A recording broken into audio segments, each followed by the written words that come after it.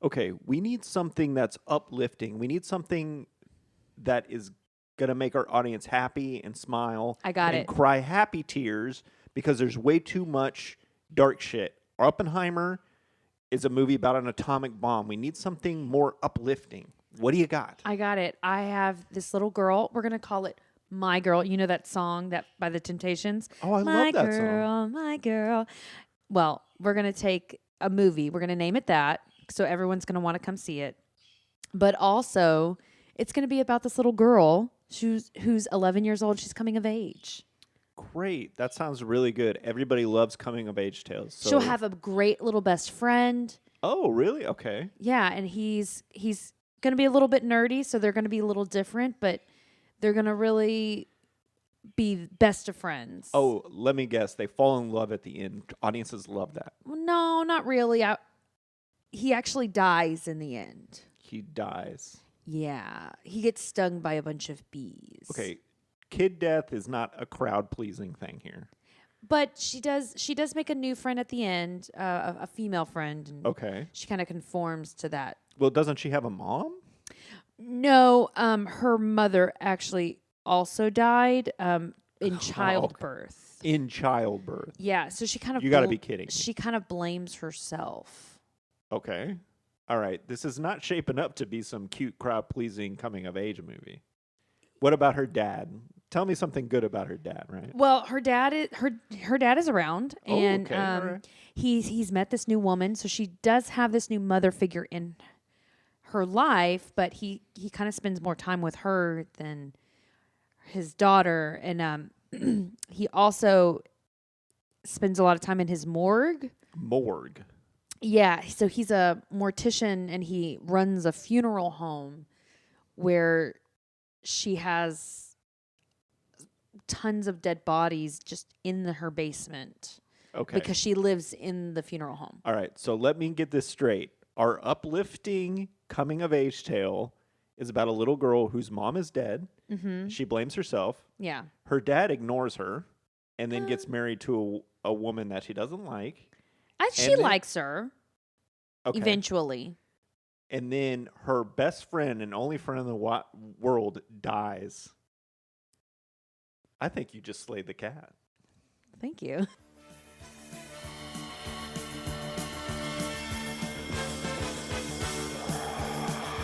Slay the cat. Slay the cat. Podcast. Slay the cat is speaking truth.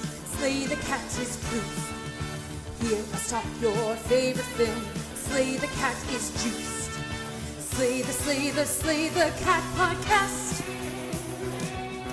Slay the cat podcast. Slay the cat podcast. Slay the cat podcast. Hello, all you mother-murdering babies out there. Welcome to Slay the Cat. I'm your host, Joey, alongside my co-host and wife, Aaron, the makeup artist to the dead. Today, we are going to be talking about the 1991 movie, My Girl. But first, I have to ask you, Aaron, how is your spring break going? It's going pretty darn good. It's the end, unfortunately. Yeah, it's coming to an end. Yeah, but we had a pretty good spring break, As didn't we? we go on, we remember. I don't know what that is. It's like a graduation song that Oh, people okay. used to play in the 90s. Sounds awful. I hate graduations. Yeah. Are you big on graduations? No, I hate them. Oh, you wanted to go to your own, though. I went to my own graduation, yeah. I went to all of my graduations. I didn't go to my high school or college one. Yeah.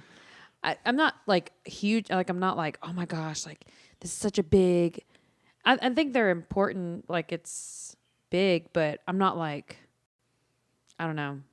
I think they're important. I want to go to Joliet's. Oh yeah. I mean, if they're important to the person graduating, then I want them to do it, and I'll even go if they want me to. But for me, myself, I don't want to go anywhere near one. Yeah. I don't want to wear that stupid gown or that stupid hat. I don't have to sit and wait to be handed a fake diploma. But, for some people, ceremonies are important, but not me. Yeah. I think ceremonies are. important. They're important-ish to me. Yeah, I know. I remember when we finally got to go to your college graduation. I was really excited for you. Yeah. But it sucked because it got ruined by COVID. Yeah. It was really sad because there were certain things that usually they do for everyone for graduation, and we didn't get to do them because of COVID. Yeah. So it sucked.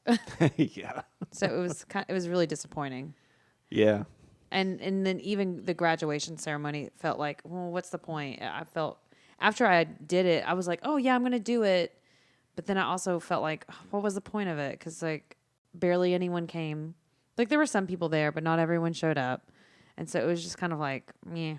Yeah. It was like going to a wedding where the couple is already married or something like that. It was just, it felt like all the air got sucked out of it. It was very disappointing. It was sad. Yeah. And they spelled my name wrong. Oh my God, really? Yeah. Ugh. Oh well. Well, they put my old last name. Oh, that's right. Yeah. They You always do were that. upset about that. They always do that shit. They either spell my name wrong or they put like the wrong last name. I remember my first show at my university, they put the wrong last name, and so I changed it. And it was funny because the show we did was Animal Farm, and I was Muriel, which is the character's name. And I scratched off my last name and changed my old last name to Lamb. And they thought, oh, she meant the character's name is Lamb. Or that you were playing a lamb or something? Yeah, like they that? thought I was playing a lamb, which I wasn't. I was playing a goat. So it was really funny because we got the playbills and it had my maiden name on it, -Lamb. And I was like, what? It doesn't even have my actual character name. They could have double checked. Whoever made the playbill needed to look at that and be like, let me ask her or something, because there's no who's gonna be Muriel? Really? It pissed me off a little bit. But yeah, I'm lucky I have a very simple name. People never mess it up. Okay, so today we're going to be talking about My Girl, which is a coming-of-age movie. Mm-hmm. And Aaron, I want to ask you another question. What are some of your favorite coming-of-age movies? I can't. Don't have a good answer. I don't ever think about what are these movies. You must have one. Pretty in Pink. I like Pretty in Pink. Yeah, that's a good one. I like Spider-Man. I guess that's sort of a coming of age. Yeah, the first one, I guess you could sort of say.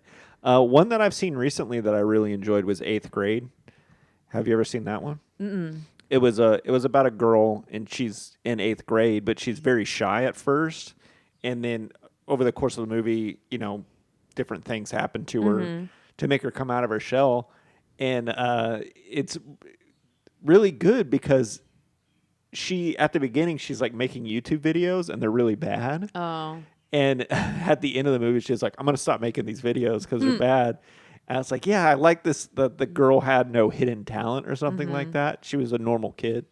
If you haven't seen that one, I highly suggest it. If you were ever a kid in middle school, you will like that. I know a coming-of-age TV show that you really liked. Oh, Pen 15? Pen 15, yeah, that was really funny. Yeah. I liked, when I was in high school, I really liked the movie Juno. I watched that movie so freaking much. Yeah, I liked a lot of coming-of-age movies. There's tons, looking at a list, there's tons of them. The Sandlot, I used to watch that all the freaking time. I'm going to talk about that movie in a little bit. My Girl is another movie that I used to watch. Oh my gosh, all of these movies. 13, I used to watch. Oh, I remember that. It was a terrible movie, but I loved it. Yeah, because the girls got into drugs and stuff, right? And I was like, this is so crazy. Yeah, I liked a lot of coming of age movies growing up. There's more than you think, and then you look online and you're like, wow, I guess these are all Teen Wolf. That's a coming of age movie. I never saw that. Well, I know you didn't, but you might think oh, it's a werewolf movie, but no, it's a coming of age movie. Dazed and Confused is the one that I've watched a number of times. 16 Candles. I loved that movie too. Yeah, oh man, so many John Hughes movies are coming of age movies. Clueless. Did you ever watch Clueless? Yeah. I didn't really think of that as a coming of age movie though. They were just in high school. Yeah, a movie we did on here that got a lot of downloads was Moonlight. That was a fantastic movie. And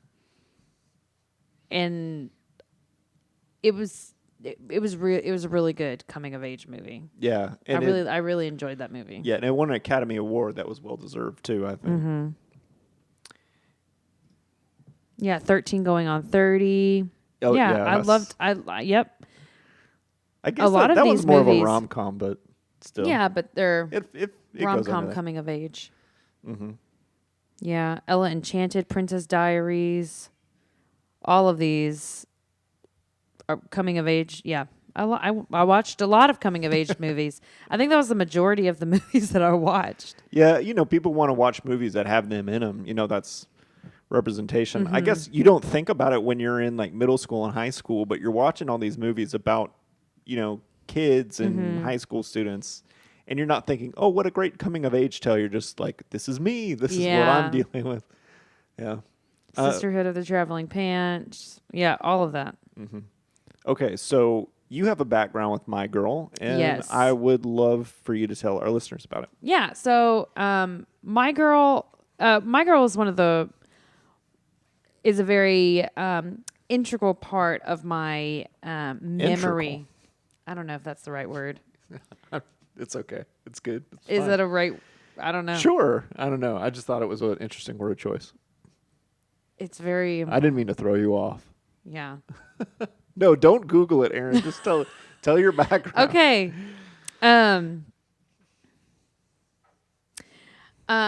It was a very big part of me growing up. When I was, I don't even know, I think I was like 12 years old.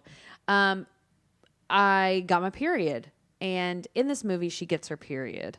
And it was during a hurricane, which like our house got destroyed. Not just completely destroyed. It like tore the roof off our house. A little bit of damage. It was a lot of damage actually. All right. After that, like my whole room was completely I couldn't go in my room anymore. This would have been like Rita, right? Hurricane Rita? Yeah, I think so. Okay. Our bathroom, like the tub started to sink. Oh boy. It was really bad. So, and like we were building a house next to the house that we were living in. So we were already working to build a house. And it had taken some damage as well, but we were just living in this falling apart house, waiting to have this other place finished. And so during the hurricane, like that's when I started my period. And so after the hurricane, we came and stayed in Pasadena and stayed with my aunt for a little while. Yep. And so Pasadena, Texas, for the listeners. Yeah. So dealing with my period, I was like around my aunt and my cousin. My cousin's a little bit older than me, and my aunt was like, "Oh my gosh, I have to show you My Girl." And so she put My Girl on, especially because I was like a moody little teenager or preteen. I was like all sad and like sappy because there was a hurricane going on and I got my period for the first time and all of the emotions were going on. And so this, like we talked about it, like the movie's not very good. If you watch this movie, it's not fantastic. It's not great, but it has a big part in my heart. And I actually saw my aunt and my cousin the other day, and I told them, I was like, I watched My Girl yesterday. And they all went, "Aw," because I don't know, it hits a big part of us because it's a girl's coming of age story, and it's a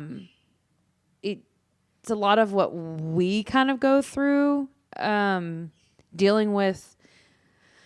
I don't know. I think it's pretty specific. It is specific, but I feel like because I knew this story. It hit me at a specific time. Right. Okay. But I can understand why somebody would like this movie. Mm-hmm. I didn't, and I don't think it's a very well written movie. But we can get into that later. Yeah. The thing about it is, you told me this thing about the period happening, and I waited the whole movie for it to happen, and it's like 2 minutes. It's so tiny. I didn't realize how tiny. small it was either. Yeah, and I was like, okay, I thought like she was dealing with having a period. I thought this was gonna be a thing that happened in the movie. Yeah, she talks about how she's hemorrhaging. Yeah, she gets scared, and I guess it's really supposed to illustrate that like, oh, she bonded with. But she has her no dad's clue what's girlfriend. going on in her body, and Because she doesn't have a mom. she doesn't have a mom. And then her father's girlfriend has to tell her and help her Yeah. out, and they bond over it a little bit. And then she tells her best friend, who's a boy, to like. Don't come back for 5 to 7 days. And that's it. That's all the period of the whole movie. It's very small. But I would like this movie reminded me of The Sandlot because it's more of a boy version of this movie. Yeah. It kind of has the same nostalgic feel to it. But The Sandlot's not a very well written movie either. The difference in The Sandlot is a lot of stuff happens in it. Yeah. Too much stuff. Mm-hmm. Right? They don't really get to the premise of the movie until the third act. Mm-hmm. But before that, you have like, oh, this is the day they went to the carnival. Yeah. This is the day they went to the pool and Yeah. he kisses that lifeguard. This is like a lot of stuff happens. Mm-hmm. In this movie, nothing happens until the third act. Yeah. And it was kind of hard to sit through for that reason. Mm-hmm. I get what you mean. Yeah, but I can't like if someone tells me that they really love this movie, I'm like, I get it. You know? Yeah. But it's not for me. And also, rewatching it, I didn't realize it took place in 1972, and I think that the reason that my aunt relates to this movie so much is because this movie, this is her childhood, because she would be around the same age as Veda in the movie, right. in the 70s. So she was experiencing similar things in the world, not exact in her world, but similar political. Because like there's some times where Veda kind of talks to the camera about like political things that are going on, or just kind of social things happening in the world. Right. A little bit. She kind of hints at things. Like at the end of the movie, she's like, and Nixon was reelected, and it's like, oh, but. Yeah. Those are all the things that my aunt experienced. Uh-huh. So I think that's why she has such a connection to it. And then showing it to me at a pivotal moment in my life. That's why I have a connection. So if she would have just shown it to me when I wasn't vulnerable with my period, I probably would have been like, this is a fucking terrible movie. Yeah, but and it was because you were the it was right age. important to me. Yeah, well, I was a year older than her, okay. in the movie. Right. Well, just real quick, my connection to this movie. My family went to see it in the theater when it came out. Mm-hmm. The Dollar Theater that I've talked about a lot right by our house. We went to see it, and I remember liking it okay, and I even remembered a few parts. I definitely don't remember the period part because I had no clue what one of those was. How old were you? I would have been, it came out in 91, so I was probably about to go into second grade. Okay. So not very old. Definitely not old enough to know what a period was. Mm-hmm. But I remember the ending when she sees Macaulay Culkin at the funeral, and she starts freaking out because that's Where very... are his glasses? He can't see without his glasses. Yeah. Yeah, that's really emotionally effective, and it really worked on me. And then there's a few other parts that I remember, like him getting stung by the bees, them jumping in the water. I definitely remember the part about where he said he's allergic to everything. Yeah. And being a little kid and be like, what a nerd. Yeah. But yeah, this movie had a huge effect on me. So when we watched it the other day, I was like, I can't wait to see this. I haven't seen this In so long. in like 30 years or something. And so it'll be fun to see what my child brain remembered. And I didn't remember nothing came back to me at all, except for maybe Jamie Lee Curtis's RV. I thought was really cool. I kind of remembered that. But I was like, man, what is this movie? Is like a slog. Yeah. So, is there anything else that you want to say about it, or do you just want to get into it? I think we could just get into it. Okay. All right. So the movie starts out, and I think. Also, I want to say that the child actors are really good in this. Yeah. I can't. I'm blanking on her first name. Anna Chlamunsky or something yeah. like that. She's absolutely fantastic in this movie. And Macaulay Culkin's great. Macaulay Culkin's good, but he's not in it nearly as much as she is.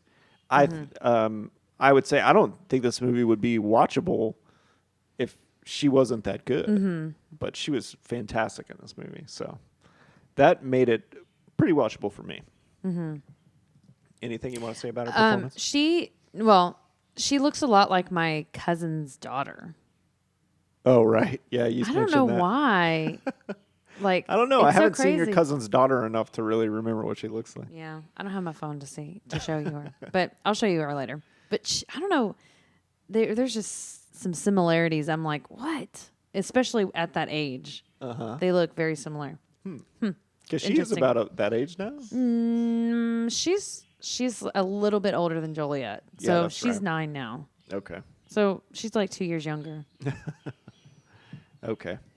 All right. But I don't know how old she was when she shot the movie, because she does not look 11. No, they're usually the kid actors are a couple years older. Well, she looks very young. I don't know how old she was in the movie, but she looks very young. Oh, well, let's look real quick. Anna Chlumsky. You think she got made fun of for that name a lot? Probably. Why am I looking on IMDb? This never has enough information. Well, what year was the movie? 91. But I'm looking for her age. This is what you guys tune in for, right? 1980 was when she was born. Okay, so she was so- like 10 years, 11 years. She was 11. Well, when it came out, that means So she was probably like 10. she was 10. Wow. Yeah, I would have expected her to be like 12. Usually kid stars are, a little bit older, yeah. yeah, they're older, but they look a little younger. But anyway, she's had a whole career after this. This isn't even close to being Yeah. one of the few things that she did. So she transitioned into a regular adult career too. All right, does it start when she's in class? No, I want to say it starts outside of the. All I remember is like the first thing she says is that she was born jaundiced. Yeah. Which maybe, is pretty maybe normal. It starts out at the beginning of summer. So I think the bell rings and like they run out of the school. Okay. Because it's like the beginning of summer. And so you see like all of the kids. I can't remember the beginning very well. Yeah. What I really don't remember blame her. is that she has some kids come up to her funeral home and they pay her. I think that's really how it starts. Is like she talks about I was jaundiced, and then these boys come up to her door and they pay her to go see inside the funeral home. Yeah. And they also set up that Dan Aykroyd is preoccupied with his work and doesn't really pay attention to her, which would be pretty normal in the 70s. They say fathers right now spend 3 times the amount of time that dads of previous generations did. Millennial fathers, have you seen that? That millennial fathers spend 3 times more time with their kids than previous generations. Yeah, previous generations. I'm not surprised. I You feel spend like- so much more time with Joliet than my father spent with me. Oh, yeah, I know. And more time than my dad spent with me. I don't even remember my dad before 9 years old, to be honest. But I'm like, I don't even feel like I spend that much time with I feel like I could spend more time with her, or I should.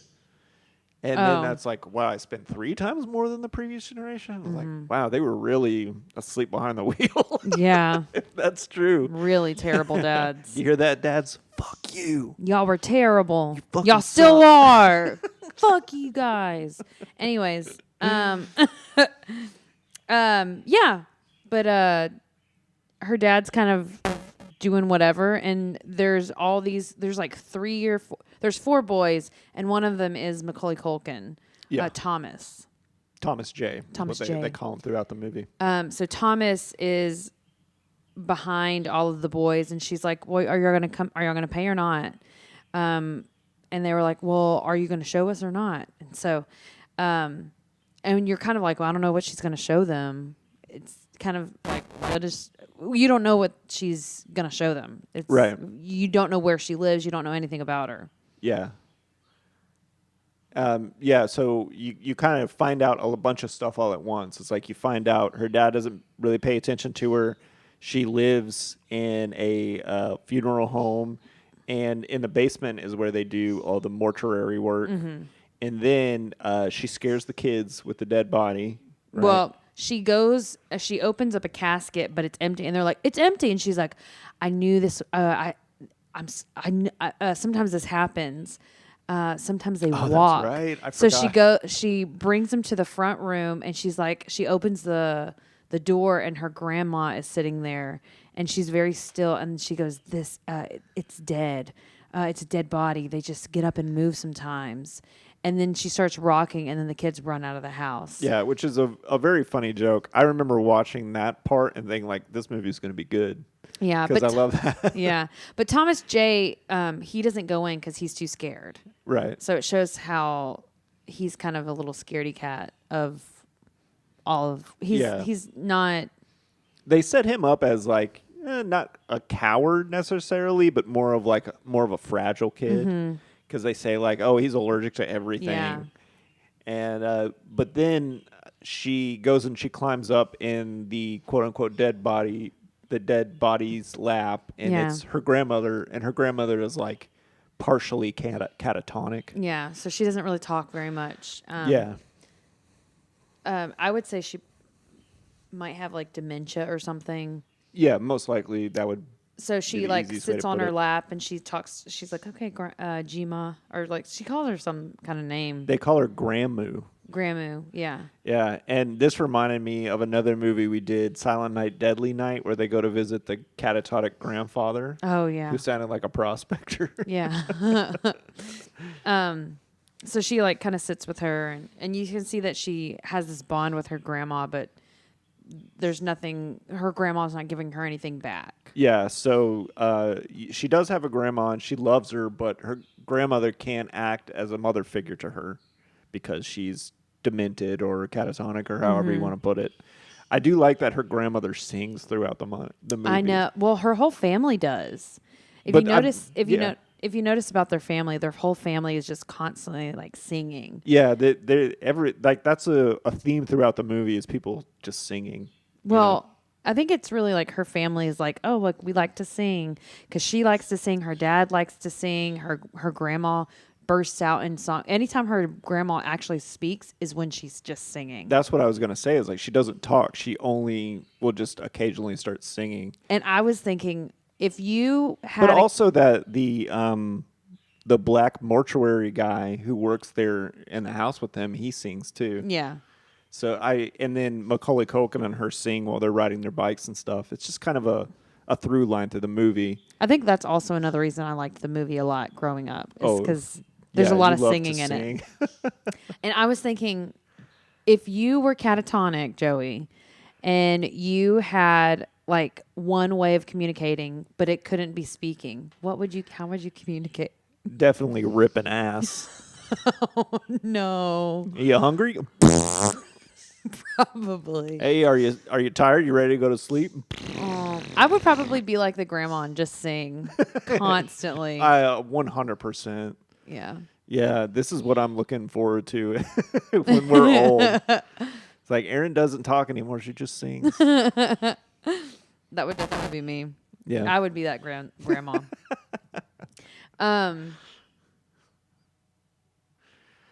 So then they set up that she is afraid of the basement where they do all the embalming, I guess you could call it. So she kind of goes downstairs, and after the boys have left, she goes downstairs and she's kind of talking to the other guy that works with her dad. And But she won't come out from behind the staircase. Yeah, she like won't look around the wall. She stands behind the wall and talks to them through it. Mm-hmm.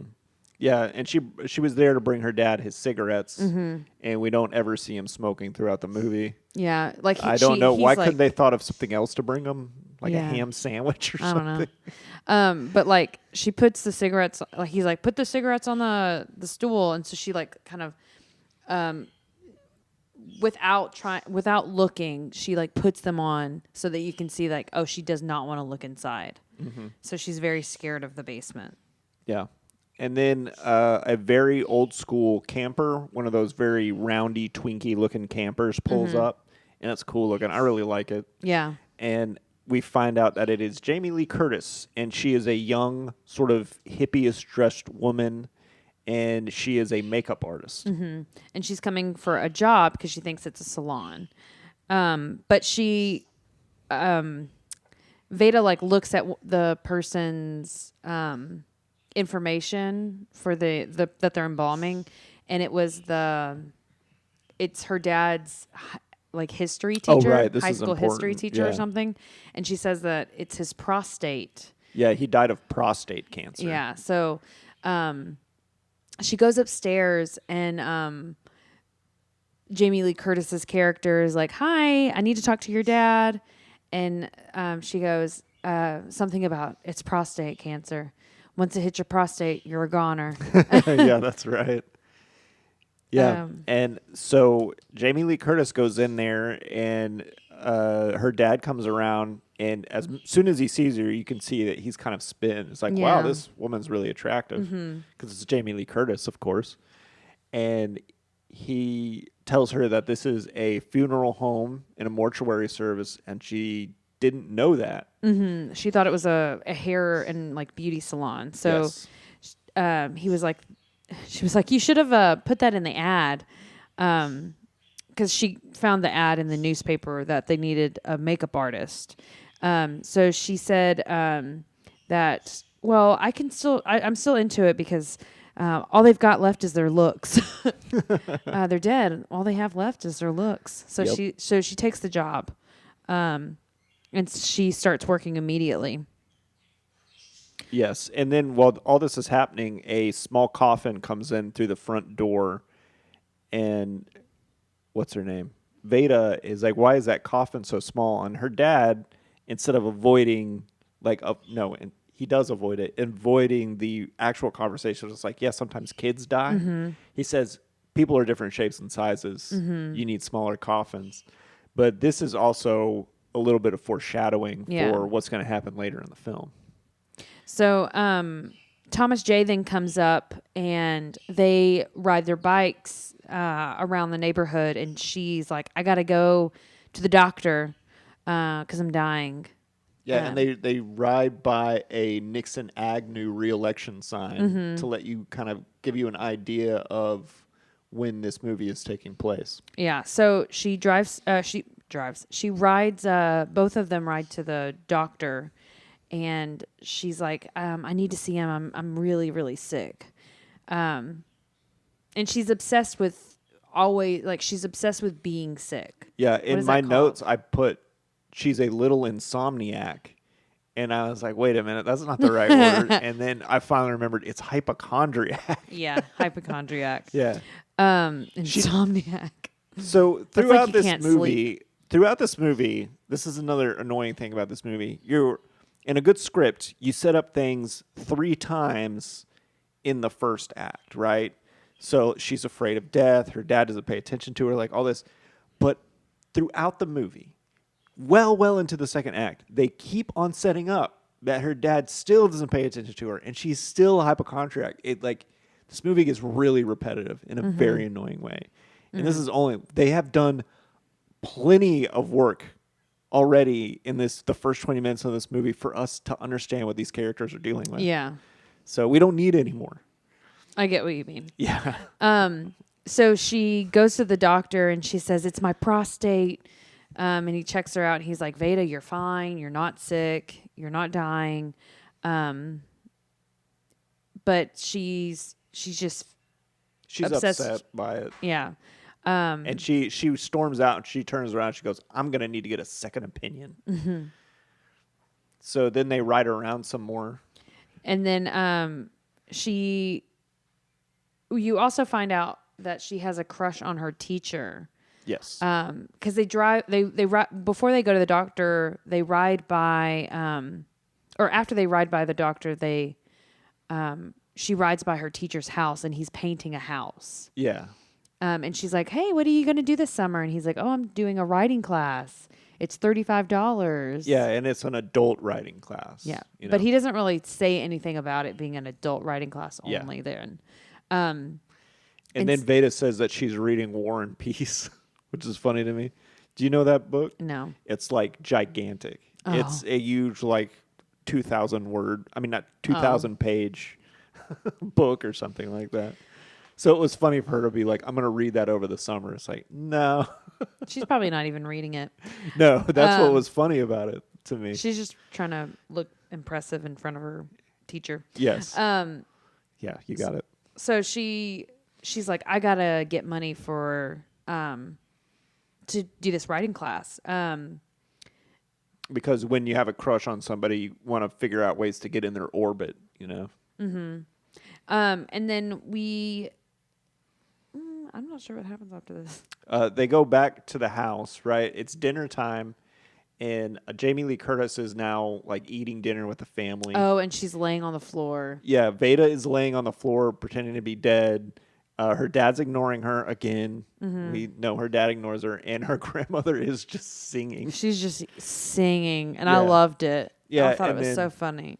Her Dan Aykroyd's brother, who's played by an actor who I've seen in a lot of stuff, but I can't remember his name. He's just sitting there like all of this is normal. Mm-hmm. And Jamie Lee Curtis is just looking around like, I am in a crazy person's house. And I think Dan Aykroyd's, she's just playing. Mm-hmm. Right? That's how he writes off all this stuff. He's like, this is so normal. Like, if I do anything about it, it's not going to change anything. Right, yeah. Which, I mean, I kind of get. Like, if he's probably dealt with this so many times. Like, if he kept dealing with it, like, watching it as an adult, like, I'm like, yeah, if he keeps being like, oh, Veda, what's wrong? Like, he's just playing into this little hypochondriac that she's becoming. If you have kids, you know that sometimes they're going to do stuff like this. And you got to ignore them. You have to ignore them because then they'll be like, ooh, look, I'm getting attention. Because you don't want your kids to think that they need to start getting attention for the wrong reasons. Yeah. But this is not that. She doesn't understand what death is. She needs some guidance. She's never been able to grieve the loss of her mother because she was a baby when her mother died. So. But she's laying on the floor and Jamie Lee Curtis is like, what's wrong? And she goes, I think it's my prostate. Our daughter was watching with her and she goes, what's a prostate? Doesn't she? Yeah, she did say that. Yeah. And we told her, you don't have it. Don't worry about it. Yeah. It's only men have that. So Veda then sits on her grandma again and she's singing just like her grandma always. And then I think it cuts to outside when Thomas J is there with them again. Yeah, they're hanging out on the front porch and a group of girls comes up to make fun of Veda. And say that they're boyfriend and girlfriend. Yeah, they do the old KISSING. Yeah. Right? And then they leave. But there's one of the girls that's kind of like, oh, I don't want to be part of this. I do want to be Veda's friend. Yeah, there is one girl who kind of stands out a little bit, and that'll come back later.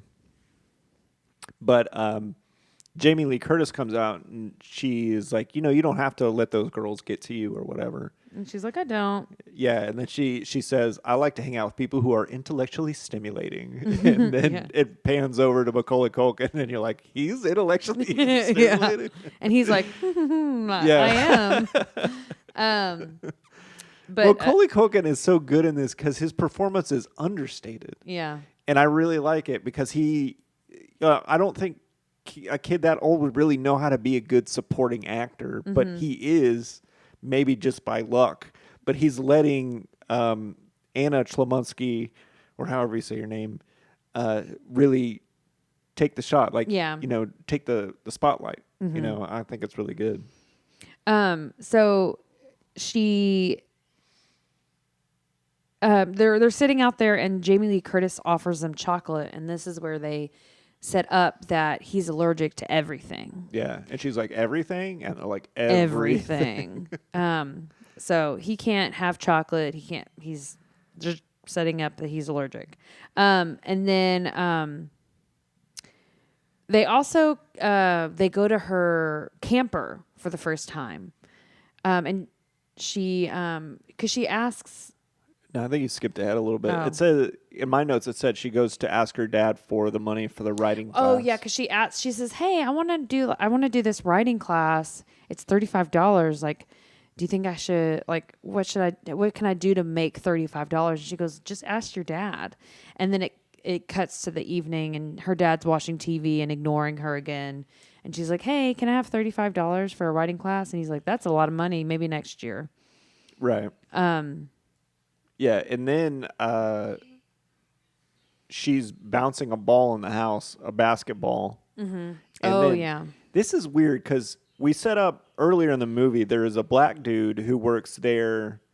Do you remember what his name is? I don't remember his name. But he works with her dad, and he seems like a real nice guy. They sing doo-wop songs together. And then in this part, she's bouncing a basketball around, and he comes up. He's like, "You got to take your eye off the ball." And you're like, "Wow, this is cool. This guy's nice to her," and they have a friendship. And then he's gone. This is another thing that pissed me off about this movie. It's like this guy, why did they introduce this character if he's not gonna? He's not even really on the cast list either. He's not pictured, at least. Yeah, maybe they Mr. Hunsaker, maybe. Hunsaker. Maybe. I don't know. But he's not pictured. But they set him up as this cast. Sort of interesting pivotal character, and then he just disappears. And I was like, where did that guy go? He's like the one black dude in the film, and he had a good connection with the main character. Yeah. So I don't know why they cut him out, or if they even had something else with him. I would like to know what it was. But anyway, she's bouncing that ball, and he teaches her how to not make eye or not look at the ball while she's doing it. But then she ends up throwing the ball downstairs into the mortuary area. Yeah, so it bounces downstairs, and she's like, "Okay, I have to go downstairs and go get the ball." So she steps down the steps, and then she takes a breath. She runs all the way across, grabs the ball, and Jamie Lee Curtis is upstairs, and you see her shut the door while she goes to grab the ball, but she doesn't know that she's down there. Yeah, she just thought the door was open. And you kind of see that it was kind of stuck. She was hard to close, so she kind of forces it closed. And so when Veda goes up to the top of the stairs, she tries to open it, and she's banging on the door, and she's like, "Let me out, let me out." And then she starts singing there she was, just walking down the street. Yeah, you think that she's really about to start freaking out. And she closes her eyes and shoves her fingers in her ears and starts to sing the, just a walking down the street saying, do-a-diddy. Am I getting it right? Diddy-dum-diddy-do. Yeah. She look good, she look bad. Yeah. Anyways, so she's singing to take herself out of it because she's so scared. And then she gets the door open, and she's like, "Veda, what's wrong? What's wrong?" I don't really remember what she says to her, but I don't know. I think she just runs off after she realizes the door's open. She just runs off. I think there's something she says to her, but I can't remember what. Yeah, I don't know. But then it goes to Jamie Lee Curtis is in the mortuary working on a recently deceased woman, and she's putting on pretty big makeup, red lipstick and blue eyeshadow. And she changed her hair, and Dan Aykroyd's like, she doesn't look like she does in the picture. And she's like, well, that's because that's old. Nobody wears their hair like that anymore. And he's like, well, she did. They say something like she doesn't. The church mistress is out or something like that. She doesn't need to look like a church something anymore. And he was like, she was a church. Oh, something really? Another. She was like the pastor's wife or something. Oh. Well, anyway, somehow she convinces him to let her do more modern makeup for these people, even though that never really comes back. Yeah. But anyway, and then the next day he says fix it. Oh, he does? Yeah. Okay. Well, the next day, the RV pulls up and the kids run up to it, and she lets them look around in her RV or camper or whatever you want to call it. And inside, she gives them some soda, and she says that she's divorced. Yeah. So we get a little backstory on Jamie Lee Curtis. Yeah, but then Thomas, he kind of opens up her cookie jars being like, oh, can I have a cookie? And then he finds a bunch of money in it. And Veda's like, oh, I can steal her money and pay for that writing class. So it's time for Thomas J to go back home. He's like, I have to go back home and eat lunch with my mom. And Jamie Lee Curtis is like, I have to go back inside. And Veda's like, let me go to the bathroom first and I'll meet you back in. You don't have to wait for me. So she waits in the bathroom and then she steals the money. And then the next scene, well, you don't see her steal the money.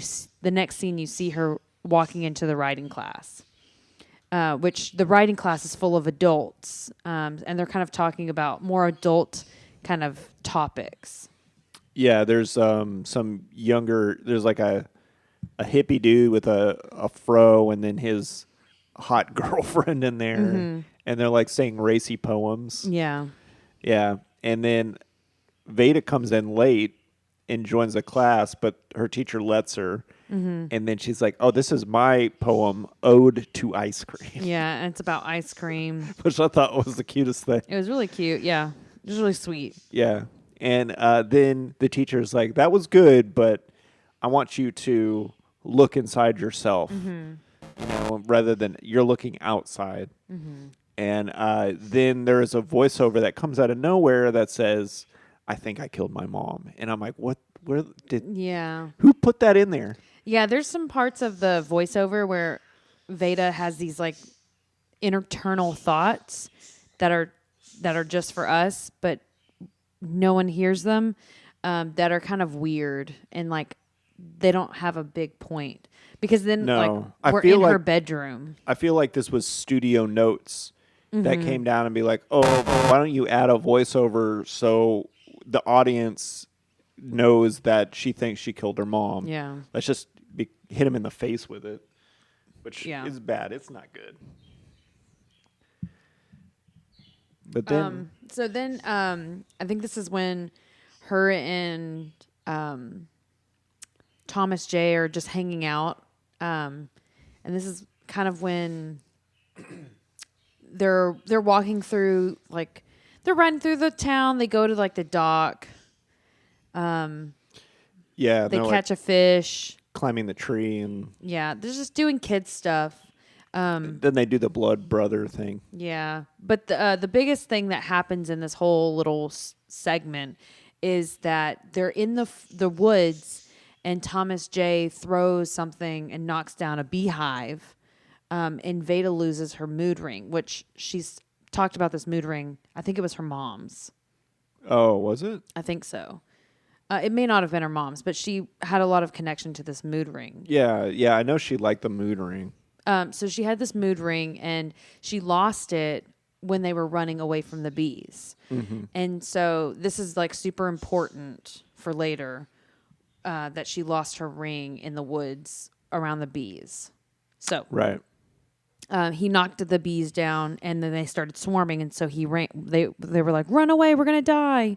Yeah. So they run and jump off the dock, which I remembered from when I was a kid, but I think it was because it was in the trailer. It's a good trailer moment to show kids running and jumping in a dock. Then it cuts to back at the mortuary.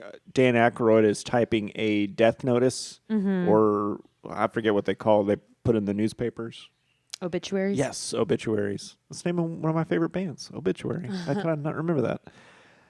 And it's kind of boring and lame, but I think, doesn't JLC say she likes it? Well, yeah, she reads one. She's like, it's so beautiful, and like, it's just like a regular obituary. Yeah. Like, there's some, like, I think she's just trying to flirt with him. Yeah, that's what I thought too. Yeah, so it's just her, like, and he's like, oh, I like to use these kind of words because I feel like it's more dignified. Yeah. And she's like, it is. And so he then asks her to go to bingo. Yeah, she says that she likes the drive-in. It's really romantic. And he's like, I haven't been to drive-in in ages. He's always talking about he's never done this in ages. And then he's like, well, I kind of like bingo. Would you like to go to bingo? Yeah. And she's like, okay, I'll take what I can get. Yeah. So she's trying to hint that she wants to go on a date with him, but Yeah. He's not picking up those cues. And he's like, well, we can go to bingo because I like bingo. And so she's like, fine, that's fine. Yeah, so then says something about wanting to... Oh, she does makeup with Veda. They're in the bathroom doing makeup, and then she says how she wanted to go to Hollywood. And then Veda says, like, no, I think you should stay here. Because you're kind of seeing, like, oh, Veda is starting to like her because she doesn't have another woman. Mother figure. Yeah, she doesn't have a mother figure. And so she's, like, put makeup on Veda, and she walks out, and Thomas J is on her porch, and she kind of, like, puts kissy lips at him. Oh, yeah, she does, like, runway model walk out of the door. It's like some weird, sexy kind of music. Yeah. I don't know what to call it. I don't know. But she hangs out with Culkin, and then they find a phrenology chart in the garage when they're looking for their bikes. What's a phrenology chart? It's the thing with the skull. Oh. Yeah, that was like, did you know that was a real thing? The lumps thing? Yeah. No. They say by the shape of your skull, they can tell, like, your personality. There was a bogus study done back before sociology even existed. And it was some guy took a bunch of prisoners and measured their skull versus people who had never broken the law. And he said that there was a distinct difference between prisoners' heads versus normal. And it wasn't. It was all fabricated. Oh, my gosh. So I think that's where some of that garbage medical stuff came from. Yeah. But she also, in the garage, finds a picture of her mom.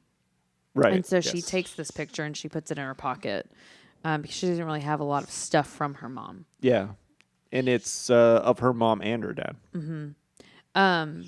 And then she goes back and some things happen. I don't really remember what. But she goes back inside and her dad is getting ready to go to bingo. And she's like, why are you all dressed up? You're just going to bingo. And he's like, yeah, but I just want to look nice. I'm taking Shelly with me. And she's like, what? So she's very suspicious of Shelly now. And she's like, why is he taking Shelly and dressing up? Right. So now she's like, okay, I liked Shelly before, but now she's trying to date my dad. I'm not liking her so much. Also, his brother comes in, and he's really excited for him to date Shelly, and he gives him, like, really bad advice. It's like, terrible dating advice. the sexual revolution happened, so, like, women don't even like it when you treat them nice anymore. So he's like, don't open doors for her and stuff. Yeah. It's pretty funny. Which she later on says, you were so cold. And he was like, I got bad advice from my brother. So they go to this bingo, and Veda goes to Thomas's house, and she's like, hey, we got to go to bingo and spy on my dad. And he's like, you know, I'm not supposed to be out past at night. And she's like, you're a baby. And yeah, like she does that typical kid stuff. Yeah, the taunting reverse him. psychology kind of thing. Taunting him and making him feel bad for not coming with her. So he does end up coming with her. and they go to the bingo place, and they're spying on them, and there's nothing really that interesting happening, except one moment where they start to lean in for a kiss, and Veda yells bingo. Yeah, and then everybody thinks that somebody actually got a bingo, but they didn't.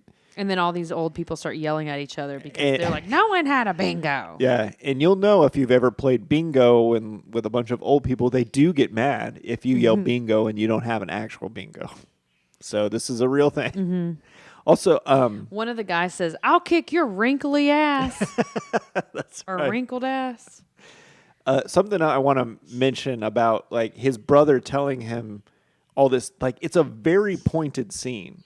And or poignant. I don't know what the right word is, but I don't either. he said it's like a good 2 minutes where he's like, today's women are different. You're not supposed to do this anymore. And then later in the movie, he just goes, oh, my brother told me to do that. It's like, why don't you do something with it or cut that out of the movie? It's another one of these things that's just like it's a dead end. She's just like, why aren't you opening? Like, why have you been so cold to me? It's like, oh, my brother told me to do that. I mean, like, well, I think it was trying to say like, oh, I am warmer. And then he says after that, I haven't done this in a long time. I got bad advice. yeah, exactly. But I think that's just bad. It's just that they explained it away that easy. It's like, let's play with this a little bit more. Oh, I get what you mean. Don't have the scene where the brother is telling you all this. Just cut it out completely. If you're not going to use it. Also, there were no doors at bingo. It was outdoors. Yeah. There were no doors. Yeah, but still, you know. I know. I'm just. But I thought like, oh man, this movie is going to have like a car running. doors. I thought there was going to be like a running joke or a running gag with this or something, and then it's just nothing. Yeah, I get what you mean. Yeah.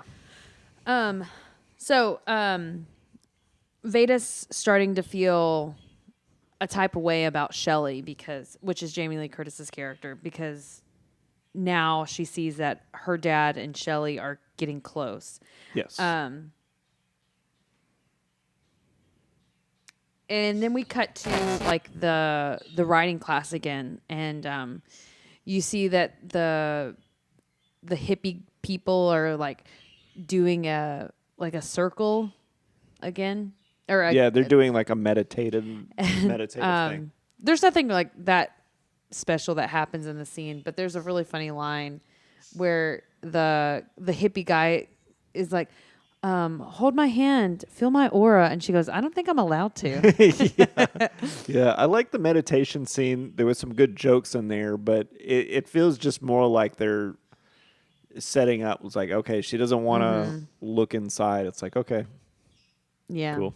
Yeah, a lot of the movie, like there's some funny like lines. There's some good moments in this movie. There's some moments that I think could have been put together and could have made a better movie. But I think there's something, it's missing some things, and it's also has too much of some other things. Yeah, and also I just think all the timing is off in this, and I'll get to it a little bit later. But yeah, I think the meditation, that we should have tried to dig a little bit deeper and try to play it further, that she's afraid to look inside and like really think about like what's going on inside of her. Maybe get her to maybe someone tries to get her to feel something and she storms out of class or something. Yeah. But just ending on a joke right in the middle of the second act, it's like, okay, all right, just another letdown. But which I think that's the issue. It's missing the point of all of those scenes. Or getting us to get the point of all of those scenes. So the next thing that kind of happens is we go to like the carnival, and they're kind of playing games and you skip way ahead. Oh, really? Yeah, well, she goes to lay in her grandmother's bed to feel her aura. Then they go grocery shopping and they run into JLC there, and you can start to see that Veda doesn't like her and is kind of being snide. Yeah, so they're gonna do 4th of July, I think. Yeah, that's right. So they're doing 4th of July, and they're like doing the Pledge of Allegiance in their backyard, Yeah, or no one something does like that. Yeah, Do people do that? No one does that. I've never done that. And two I guys pledge show up, allegiance. and they're looking at the RV, and you're like, "Uh-oh, this is trouble. Yeah. I don't like where this is going." So it turns out it is Shelly's ex-husband and his brother, and they're like, "We want the camper back because it's a shared asset." But she's like, "I live in that shared asset. You can't just take it away from me." Yeah. And then also this is a moment where Veda's dad kind of steps up and you see him really trying to stand up for Shelly because he wants to be a good guy. Like he wants to be. Yeah, he's her man now, Yeah. so he's got to You can see that the relationship has developed more than just hanging out together. Yeah, and he this is funny to me because it's in line with his character. He pulls funeral home director on it. It's like, you shouldn't be dwelling over what you had, and you should be thinking about the memories you had with the camper and like all that kind of stuff Yeah. to try to defuse the situation. But then he ends up having to hit the guy for some reason. I don't remember exactly why. But then they also end up eating with him, I think, didn't they? No, they don't. Or they took off. Yeah, they take off at the they go to the car and like send them off. But don't really remember why. Yeah. Anyways, Well, then it gets dark, and Veda is sitting with her uncle, and she's asking her uncle about her dad, and he's like, "Yeah, he used to be a real funny guy. yeah, Not like super funny, but kind of funny." yeah, And she's like, "Well, that's weird," because she, and they're just setting up again that she doesn't really know her father. They don't really talk or do anything together, so how would she know? yeah. He's probably been dealing with the loss of her mother as well, Yeah. and hasn't learned how to cope with it like he should have. But it doesn't show that. It just Tells it. yeah, but not in a good way. Yeah, that's because you're supposed to show to tell. Yeah. But anyway, he says that he likes Shelly and he thinks Shelly is good for her, for him. I him. mean, yeah. And then this is when they go to the carnival. So the next thing they do, they go to the carnival and they're playing like games. Veda wins a fish, and Shelly's like, Shelly's being really supportive and a great. She's being very supportive of her, and this is when they reveal to her that they are gonna be getting married because she notices a ring on her finger. Yeah, and Veda says, "Did you win that?" And she's like, "No." And they look at each other like, "Okay, I guess we got to tell her." And so they tell her that they are getting married, and she gets really upset. And then they No, this is the thing. It's like she doesn't really get upset. It's sort of like part of her character trait is that when she gets bad news, she just what's the word? Disassociates. Yeah. Because she starts immediately talking about something else, like, can we get cotton candy or something like that? Oh. She doesn't even want to talk about them getting married. And then they go to do the bumper cars, and like Veda is singling out Shelly. And, Yeah. Right. So this is kind of the thing that they set up with her is like any sort of issue in her life that she doesn't feel like dealing with, she's just not going to. Which is pretty normal for a kid that age. So they did the bumper cars. Nothing really happens with this scene either.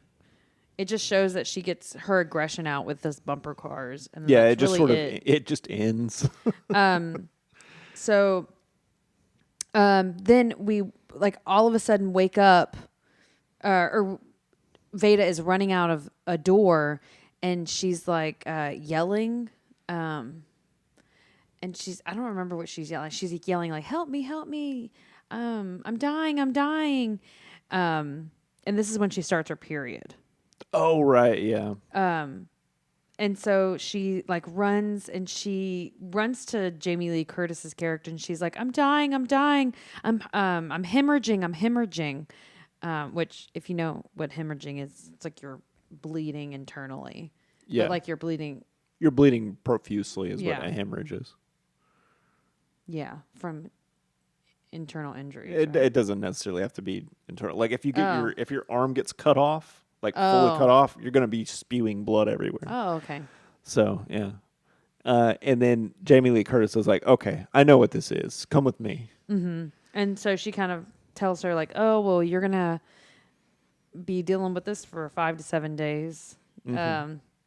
Kind of telling her what it's about, and you see them kind of bond a little bit over it. But Yeah, and she says nothing happens to boys, and she's like, "Yeah, well, that's just the way it is." yeah. And then Culkin comes to her house and is like, "Hey, you want to come out and play?" Yeah, he knocks on her door, and Veda answers the door, and he's like, "You want to come out and play?" And she's like, "No, and don't come back for 5 to 7 days." And she slams the door in his face, which is very much so how kind of sometimes we feel when we're on our period, especially as a kid. Like when you first get your period, you're just like, "Leave me alone! Like, get away from me." Huh? Why is that? I don't know. I think just it's new hormones? hormones. It's like this new thing is happening to you, and it's just like annoying. And so when other people want to talk to you, it's just like, ugh, frustrating because you don't know how you're to deal with it. Like, I remember when I first got my period, my dad brought home pads for me, and I was so pissed at him for bringing pads. And thinking back on it, I was like, that was actually kind of nice of him to actually bring me fucking pads. But that was the first time I ever got my period. I don't really know much about it. I was just angry. Right. So Wow. it just, periods suck. Yeah, I believe And you're it. crampy and like, periods suck. Suck hard. All right. Well, thanks for tuning in to Period Corner. Period corner. Anyways, so then we kind of have a funeral going on, and Oh, right. Yeah, there's a funeral going on. God, And Veda is supposed to be watching her grandmother, but she's too busy watching her dad and Shelley. because they're like kissing on the corner, like flirting with each other. Yeah. And then the grandma sneaks out and goes into the funeral parlor and starts singing. Yeah, start singing some song. Yeah, and it's like 20s music, like 20s jazz. It's not like, Like a funeral song. What's the song they always have at the funeral? Like not Silent Night. What's the one that everybody has at their funeral? Amazing Grace. You sang that at my grandmother's funeral, No, right? because they asked me to. Well, I appreciate you doing that. Yeah, I don't like that song. You made my family happy, so. Yep. I think I sang it at my grandpa's too. Yeah. Ugh. So then, I don't like that song. yeah, it's like canon and D at weddings. I know. It's gross. But so Veda gets mad and she runs away, and she runs into her teacher and confesses to her teacher that she has a crush on him, and he's like, "No, I'm too old for you. That wouldn't be appropriate. Plus, I'm getting married." Well, yeah, that's when this one. No, that's later. It is. That's what I have in mind. Yeah. No. Oh wait, she runs to see Cully Culkin, and he's like, "Hey, you can't marry a teacher." Yeah. And I just had in my notes marry teacher, but she's talking to Culkin about it, and then they're like, they do that kid thing where it's like, you ever wonder what it feels like to kiss or whatever? So they kiss each other like just a cute little peck. Yeah. And they're both like, "Oh, that was gross," or whatever. Oh, and they're like, this is really funny to me. They're like, "Oh, we got to do something else so we're no." Yeah. And they're like, "I pledge allegiance To the flag of the United States of America." Yeah. Another Pledge of Allegiance. So then Culkin is like, hey, let's make a marriage pact that Yeah. if by a certain time, he's like, if you can't marry the teacher, would you think about me? Yeah. And she's like, okay, Yeah. we could do that. Yeah. And then, so they're riding away. They like climbed a tree. They But ride away. hold on. I want to Oh. talk about, we were watching AP Bio last night, or maybe it was the night before. And there was a joke in there where a teacher was talking to the principal, and they're like, remember our marriage pact? If we're not married by age 65, double suicide. I saw. Whenever that happened, I laughed really hard. Yeah, I think that was one of the best sitcom jokes I've seen in a while. But they're riding their bikes, and she's about to ride away, and that's when he says like, he goes, "What do you think of me, Veda?" Mm-hmm. And I don't remember exactly what she says, but it's something to the tune of like you're all right, or something like that. Which is like, you're like my best friend, and it was like a moment of like, I love you. Yes. Kids that age, as close as they could come. Yeah, to saying I love you. Yes. So But I think that's why he goes back to get the ring. Exactly. So she goes home, and he rides his bike, and he's looking for the mood ring that she Right. lost in the woods. So this is where that mood ring comes back in. And the mood ring, he finds it, and he puts it on. I think he puts it on. And then you see the bees start getting agitated. And then they see, I don't know why they would have got agitated. He didn't do anything to them. But they got agitated, and then they all started stinging him. Right. And so he gets stung a bunch. Yeah, and they just cut away. His glasses fall on the leaves. Yeah, that's right. His glasses fall off, so that you know why he doesn't have them later in the movie. And but then a cop goes to the funeral home to tell Dan Aykroyd what happened, which was kind of weird. Well, Like, he's he's the- not like the family. He's the funeral. I know, but it seems like the family would go to him to tell. Like the cops wouldn't show up to the Yeah, you're right. know. But anyway, who cares? Whatever. It's a small town. We can say like maybe the cop just is friends with him or something. Yeah, maybe he's like, hey, heads up, there's going to be a kid at your... Yeah. And I know you're close to him. Mm-hmm. So... And the small casket earlier in the movie, I said, was foreshadowing for this. Yeah. So Dan Aykroyd's character then goes up, and he tells Veda like, "Hey, so Thomas J, he was in the woods, and he was like, he was stung by bees, and she was like, I always tell him he's so stupid. Like, Yeah. he shouldn't mess with those bees." And she's like, he's going to be fine. He's like, no. He's like, there was too many bees. Yeah, and he tells her that he died in a way without saying that he died. Mm-hmm.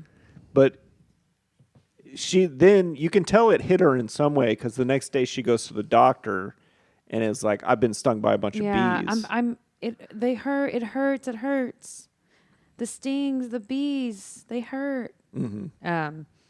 And so you see like all of the times that she goes to the doctor is because she's recreating, or she doesn't know how to process like her feelings when she finds out she's being affected by these people who are dying, and she doesn't know how to express it. So she's going to the doctor and saying like, I have the problem that this dead person had. So like they're kind of seeing the pattern here, which I like this. This isn't like, I was saying earlier, they set it up too much, but this isn't setting it up. This is sort of like explaining what she's doing. Yeah. And then we kind of go through to the funeral, and she's locked herself in her room. Jamie Lee Curtis is trying to get her out to come to the funeral, but she won't. Everyone's at the funeral, and she finally like makes her way downstairs, and she goes to the she sees him in the casket, and she makes her way to him, and she makes a scene. Yeah, and she's like, he needs his glasses to see. So she doesn't really, it hasn't really hit her yet that he's fully dead, because she's like, look, he still needs his glasses. He won't be able to see. Or maybe she thinks he's going to need them in the afterlife. Mm-hmm. But she finally breaks down and cries, and it's good because now she's starting to feel stuff on the inside, right? And deal with her grief. Yeah, so she's had a sort of a breakthrough moment. And she rides her bike to her teacher's house. Right. And this is where she tells him that she loves him. And she's like, I want to marry you. And he's like, I can't marry you because I'm going to marry my girlfriend. And he's dressed in all black because he's about to go to the funeral. And his girlfriend comes out of the house. His fiance comes out of the house. And she's in all black because they were about to go to the funeral. Mm-hmm. And they're just like, Feta, I'm sorry, but like, this is how things are. Yeah, and I thought the movie was going to end pretty much like 5 minutes after this. Mm-hmm. So I stopped taking notes. And then I was like, okay, we're going to have 10 different endings. Yeah. Right? Because then this is like right after she leaves, Dan Aykroyd tries to like talk to her. And then he goes and talks to Jamie Lee Curtis. And she's like, look, you've got to stop ignoring the living. Mm-hmm. So it's like, we have his ending. And then she goes to the teacher. Like, we could have had this teacher plot end in the second act, and that would given you guys something to do, because this movie has nothing to do. Yeah. And then she runs off again after she's mad about the teacher, and she goes and hides in the woods. Yeah. I can't remember what happens after this. Well, I think I don't really remember that well, but the cops come to the funeral home. Yeah, they're trying to find her. And she just shows back up. She shows back up to the house. Weird. But anyway, and then that's when she confesses to stealing, right? Mm-hmm. To Jamie Lee Curtis. And then Jamie Lee Curtis is like, it's okay. Like, it doesn't matter. You're here. And she sees like, oh, okay, she cares about me. She doesn't want anything bad to happen to me. Because also earlier that we didn't talk about is she tries to run away at one point. And her dad doesn't notice at all. Right. We've completely skipped over that. Oh, that's right. Yeah. But whenever she ran away the second time, like actually ran away, and she comes back home, Jamie Lee Curtis is like, we found you. Like, she was actually happy about her coming back home. She noticed her gone. And so she was like, okay, someone actually cares about me. I'm not being ignored anymore. Because my dad was ignoring me. He didn't care that I left and ran away. Yeah. She cares that I left and ran away. So I think she finally was like, okay. Yeah. And then she makes a friend Judy at the very end. Well, she also talks to her dad, and she asks her dad, like, did I kill my mom? Yeah, and he's like, no, you didn't kill her. No. And then he says something about, like, oh, you're like me. And she's like, oh, it's not so bad to be like you. Mm-hmm. So she says, like, well, I like you, and he seems to be more an attentive father. Yeah. Yeah. Yeah. And then Danny Aykroyd meets with Thomas's mom at a coffee shop. And, yeah, and then his mom gives her the mood ring.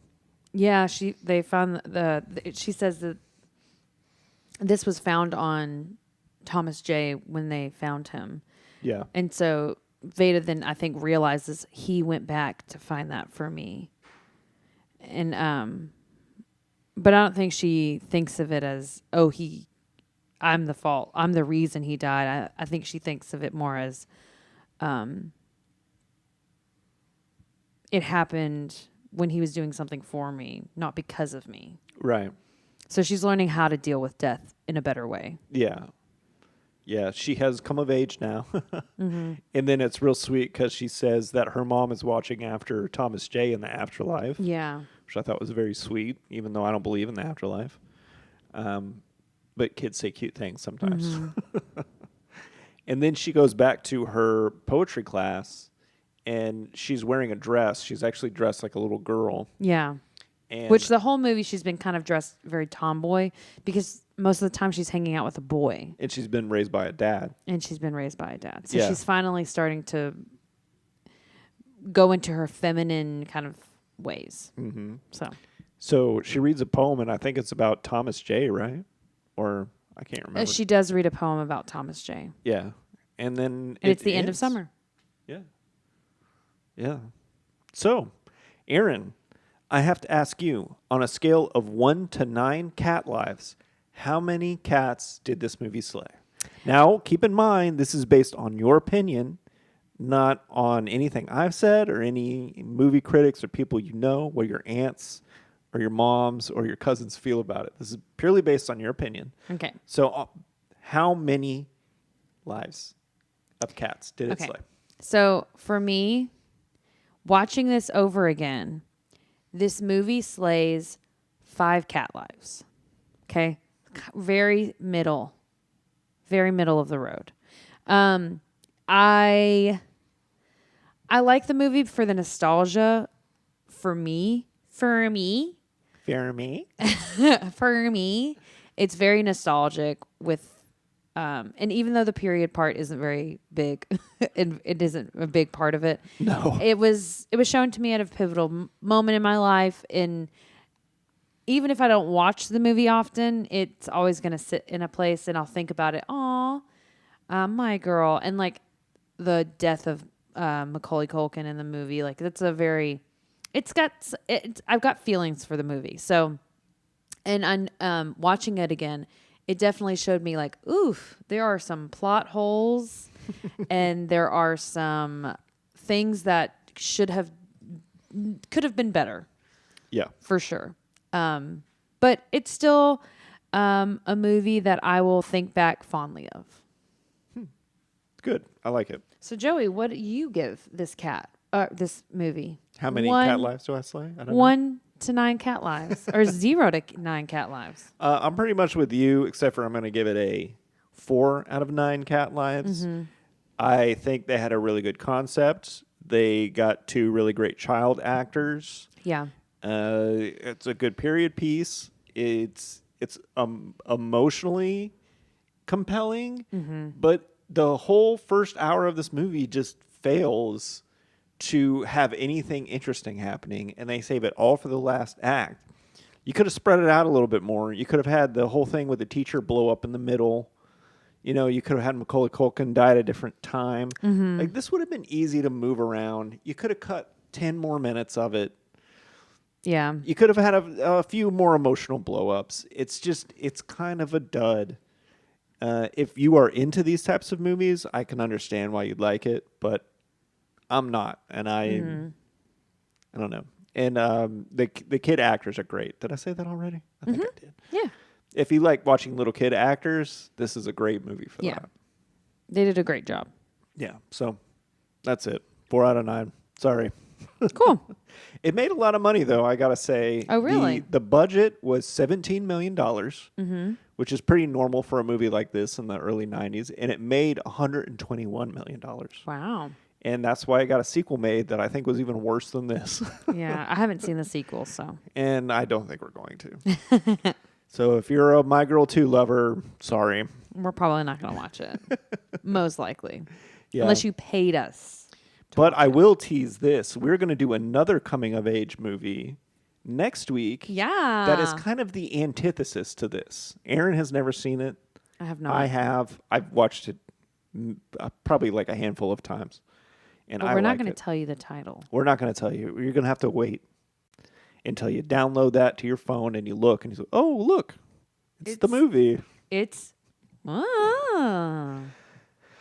All right. So we have one more feature on the show, and that is a little game we're going to call Which Culkin Was It? Which Culkin was it? So if you don't know. What are the Culkins' names? Macaulay Culkin. Do you know that Macaulay Culkin legally changed his name to Macaulay Culkin? Isn't that hilarious? Wait, what is it again? Macaulay Macaulay Culkin. Macaulay Culkin He Culkin. just made his full name his middle name. Macaulay Culkin Culkin. He sounds like a really cool guy, I gotta say, but Isn't he like married to what's her name? She was in The Sweet Life of Zack and Cody. I don't know what show you're talking about. But anyway, he's a really cool dude. He put up a thing on his website that was like, what should I legally change my name to? And he said like, I'm going to legally change my middle name. What should I change it to?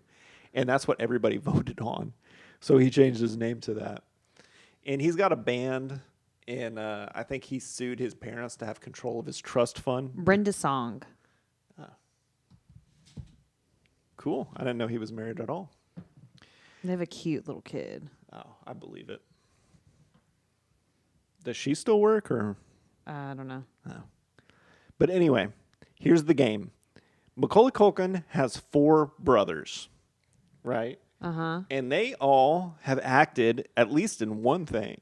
A couple of them have acted in more than a few things. So, Aaron, I'm going to ask you these movies of titles, and you tell me which Culkin you think was in it, okay? Okay. I need to see pictures of them, though. Okay. Google it. They have 7 siblings? Maybe, but there's only 4 that are in movies. But here, look, I'll tell you their names. Ready? Okay. Kieran Culkin. That's Culkin brother number 1. Shane Culkin. Be careful because you might see something they've been in. I'm just looking at their pictures. Oh, he looks different. Shane Culkin. Did you get that one? Mm-hmm. And then Rory Culkin. You know how to spell Rory? I Rory like that name. Rory. I They all look the Rory same. like that name. It's hard. Like, honestly, looking at pictures. That's the point of the game, It's Aaron. not even gonna- It's going to be hard. Okay. All right, we got Kieran Culkin, Shane Culkin, Rory Culkin, and Christian Culkin. Wait, okay? what about Macaulay? No, which Macaulay brother was it? Oh, so none of them are No, that's too easy. Macaulay Culkin Culkin. Macaulay Culkin. Oh, I love that. Yeah, me too. Okay. So our first movie starring one of the Culkin brothers is Igby Goes Down. Came out in 2002. Igby. Igby. Igby Goes Down.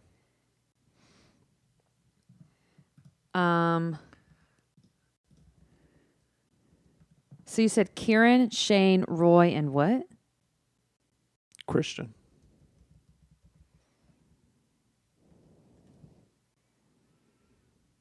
Igby Goes Down, directed by Burr Steers. Stars one of the Culkin brothers, Susan Sarandon, and Jeff Goldblum. Okay, I'm going to say it was Shane Culkin. No, Kieran Culkin. You would be correct. Yes. Ding, ding, ding, ding. That's 1 point for Aaron. He's Okay. like the closest, like in age to Macaulay, right? I guess. I don't know. He's like the older one. Sure. Why not? Okay. So, for our next... Because looking at pictures of Rory, and Christian, they look a lot younger than the other two. Okay, Aaron, this is a television show we watched about the Branch Davidians in Waco, Texas. Oh. Okay. Now, one of the Culkin brothers was in this movie. Okay. Can you tell me which one it was? Shane. No, I'm sorry. Damn it. Who was it? Christian? It was Rory Culkin. Oh, shit. I'm not going to get this. Yes, but... The okay. first one was A Shot in the Dark. And it It was a hit. I'm realizing that this game is just fully a guess for you right now. Okay, so for our next Culkin brother. I'm trying to look at pictures of them, but it does not help. Okay, this Culkin brother has only been in 2 things. Okay. And one of them is called It Runs in the Family, which is a 1994 film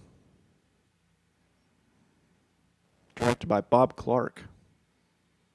It looks like a period piece. And it's got which Culkin do you think is it? What is the title again? It Runs in the Family. Did I even say that? Shane.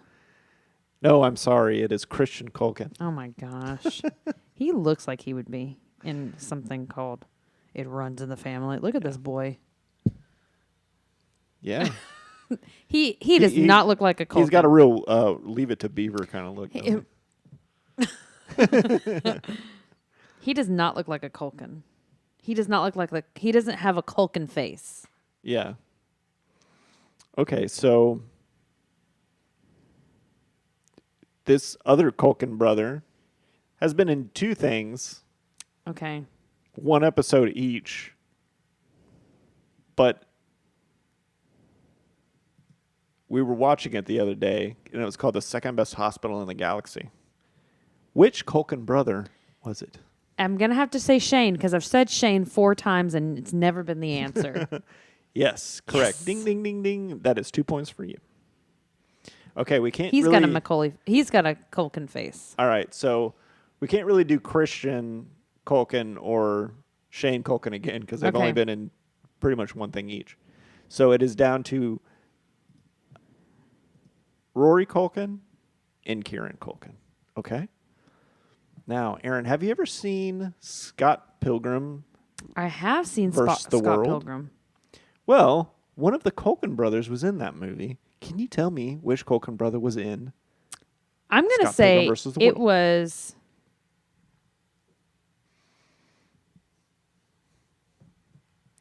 Kieran. You would be correct. Yes. Ding, ding, ding, ding. He looks nerdy. He played like his cool gay friend in that movie. Oh, really? Yeah, and he was good. I liked his performance. Okay, I could see him playing a gay guy. Okay. So, Aaron, are you an M. Night Shyamalan fan? I don't know any M. Night Shyamalan. He's the guy who made The Sixth Sense. Oh, okay. Yeah. Did I say The Sixth Sense? I don't know. I feel like I said that all messed up. But he did another movie in 2002 called Signs about aliens. I have seen Signs. You have? Wow. Okay, great. Don't stop pointing at me with your entire hand. That's weird. So, there was a Culkin brother in Signs. Were they? You tell me which Culkin brother it was. Like a little Culkin? A little baby Culkin? A little baby Culkin. I like to say Culkin. I think that's why I wanted to play this game. It's so I could say Culkin a bunch. Okay, Rory. Look at this image I saw. I said, okay, Rory. Okay, Rory, looking ripped. Ripped Rory. Man, Rory's looking ripped, dude. Rory's ripped. He's like that guy we saw on Love Is Kieran Blind. again, because that boy looks like he would be an alien. No, I'm sorry. It was Damn Rory it. Culkin. Aw. Okay. I mean, he also looks alien-ish. All right. Well, that's really all I've got. Okay. So Yay. that's gonna do for which Culkin was it? I'm sorry, Aaron. You did terribly. Well, it's okay. But I There's didn't give four. you didn't have There's much a to go. shit ton of the Culkins. God, stop having kids. Stop having so many goddamn kids. All right, guys. Well, that's going to do it for us here. If you want to write into the show, it's joeyanderinpod at gmail.com. You can write us about any topic, request a movie. You can send us pictures of different Culkins at different stages of their lives. Yeah. If you like. Anything you want to let us know about a Culkin, you go ahead and let us know it. And don't forget to Different slay. stages of their hair lengths. Different stages. They of their all hair. have interesting hair Yeah. on the top of their head. That's going to do it for us here. Don't forget to slay and neuter your cats. Bye, everybody. Goodbye.